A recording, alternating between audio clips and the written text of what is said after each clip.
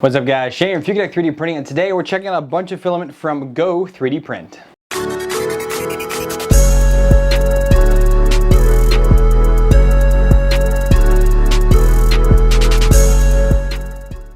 Welcome back guys. So I'm checking out a bunch of filament from Go-3D Print, and they contacted me a while back on Amazon and said, hey, we'd like to send you some of our filament to try out. I said okay, but the thing that I didn't realize is that their spools are tiny. I think they're 225 grams. Yeah, 225 grams. But they sent me several different spools. So we got their Galaxy Series Illusion Purple. So this is a glitter flake that looks white that goes to purple in this UV when it's exposed. We have a tricolor change lava. So this is the one that goes from this greenish gray to orange to yellow at different temperature set points. Black, well they say black to red to yellow. I think it's kind of orangish to me. From 31 to 45 C is when it makes that change. Then we received, this one didn't have a sticker on it, but this is their stone, which looks fantastic. I like that one a lot. Then we have another Galaxy Series Lush Green. Not a good color green. Princewell, not a good color green. And then another Galaxy Series Storm Black, which looks fantastic. It really does. So basically three of them were kind of similar, being more glitter flakes, and then having the stone and the tricolor change one as well. So I kind of want to talk about my experiences with the filament, and then I'll show you guys a close up of the prints. So overall, I found two of them to be a little bit stringy. This UV reactive, the Illusion Purple, was extremely brittle. So that was the one problem I had with that, is I only printed out one model because that's all I was able to get. It kept breaking on me. It did not break during the print, but just setting it up and just having to move it, and it kept breaking. It was just such a pain in the butt. I did not feel like putting any more time into it, so I just printed out my one coin, and this was printed on my Ender 3. It turned out fantastic, but again, it was super duper brittle. Stringiness came to the marble. So this was actually printed on my Mark III S clone. And this is not hard drive, a battery pack charger. This was stringy, and my Fugatech coin is a little bit, this was printed on the Ender 3, this was printed on the Mark III S. So it could have just been I was a little too hot, retraction just wasn't quite perfect on the Mark III S, but either way it was a little bit stringy. And the tricolor change, this Nine Tails looks furry, like legit looks furry, because it was so stringy. This was printed on my original Prusa i3 Mark III S, and yeah, it was string city. Really not happy with the result of that. But my coin printed on the Ender 3 turned out just fine.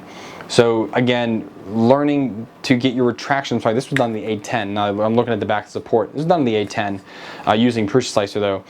Getting your settings truly dialed in means a total difference of a pretty good looking print and one that looks hairy. I mean, maybe I could make it work for him if I clean up the body a little bit and kind of does make it, maybe it looks intentional. It definitely wasn't though. So I also did find this tricolor change in this brand and another one to be a little gummy, a little different than other filaments that I've had. I don't know, it's really hard to explain. It just didn't do exactly what I kind of wanted it to do, or it didn't behave how I expected it to behave. So that was one little difference with that.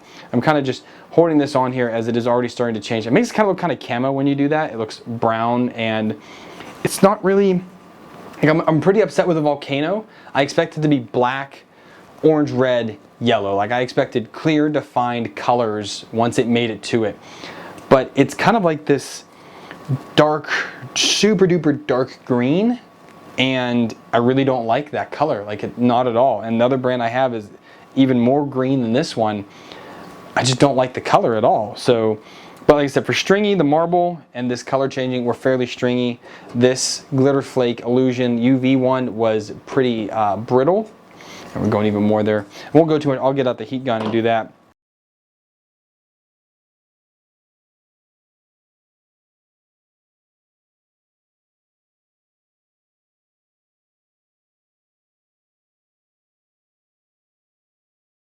A truly fugly green and a glitter flake and this Galaxy Black.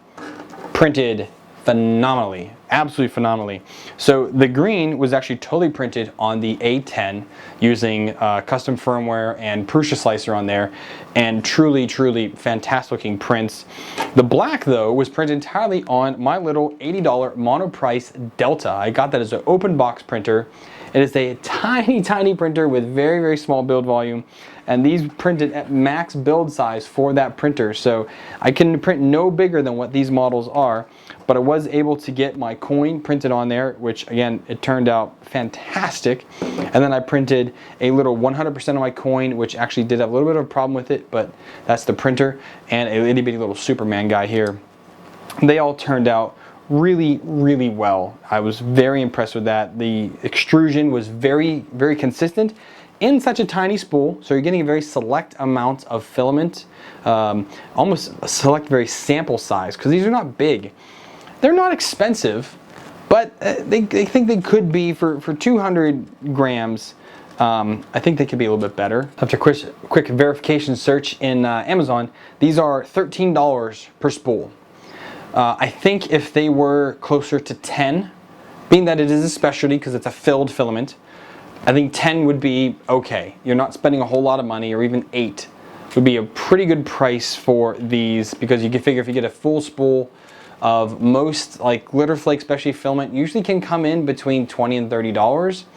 I wouldn't call this premium filament. I would consider it very good filament though. Definitely not premium, not all of it. I can't classify all of this as the same quality of filament, because it really isn't. This glitter flake turned out totally different than the other ones.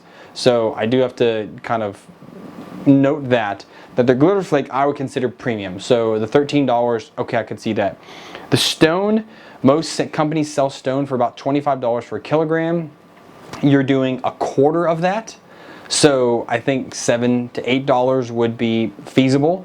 And then for this Volcano one, this is super new. This has only been on the market for a few months now, I think. Came on, I think the first time I saw this was February or March, whenever someone had brought this up on Twitter, and they're like, hey, check out this cool filament. I was like, wow, this is very cool looking from the pictures, but in reality, I didn't like it as much. But also, this is kind of more specialty, so this probably justifies the $13. But I think their glitter flake should come down a little bit. I think they would get more sales that way. But I mean, it's their product. They do what they want. And this, actually, the purple UV does have kind of bad reviews. It does print really well, but that brittle could kill you if you have a really poor routing of your filament. So mine at least goes straight into the extruder. If you have poor cable, like routing of your filament, it could snap on you mid-print and you could lose it. And it's not like you have a whole lot left over to use. So there is that. Now, these spools do fit any printer out there pretty much, which that is quite the problem though with some of the smaller printers that are coming with that enclosed kind of filament docking area. That you have to be able to fit a spool in there, and a full size spool doesn't work. So something like this would work, or a AR robotics spool would work, but not a full kilogram. So they might have the market kind of cornered for those particular type of printers. Could be. Overall, I was very 50-50 on this filament. Glitter flakes are great. Please go check those out. The marble, mixed results, but I think it was pretty good. And if you want to just try out a marble, this is a good price point to try it out with instead of spending $25 or $30 on it. I would pass on the Volcano, and I would pass on the UV unless you really, again, take care with your routing of your filament, and if you really need a UV reactive filament, which I personally don't. I probably never will. And I don't know what niche this fills, because it is kind of cool, but again, I don't know who actually is looking for UV reactive filament or what they're using it for. I'd love to know if you're using it for something. That'd be cool to know. But it prints well, but it's just a mixed bag for me. So I definitely think you should try out some of this. Again, they are small samples, and if there is a coupon or discount code, I will put that down below for you guys to try out, because I do think it is worthwhile checking some of this out. And that's gonna be it, guys. So thank you for joining in. I hope you guys enjoyed the video. If you did, please give it a thumbs up. If not, thumbs down.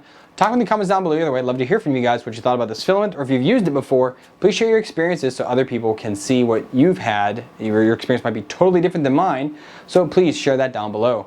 If you guys want to stay in tune with what's going on, make sure you hit that subscribe button, hit that bell icon. That way you get a notification whenever I upload new content or do a live stream. If you want to support me and help me do the projects I do at my channel, become a patron. It only takes $1. You get access to my after show and my Patreon feed. Other ways you can help out is you can use the one-time links down below, or use any of the affiliate links like the ones for this filament. Some of them have coupon codes on as well. Save yourself a couple bucks. Check all that out. I appreciate what you guys do, even if it's just watch a video. Thanks for tuning in, guys. Until next time, happy praying.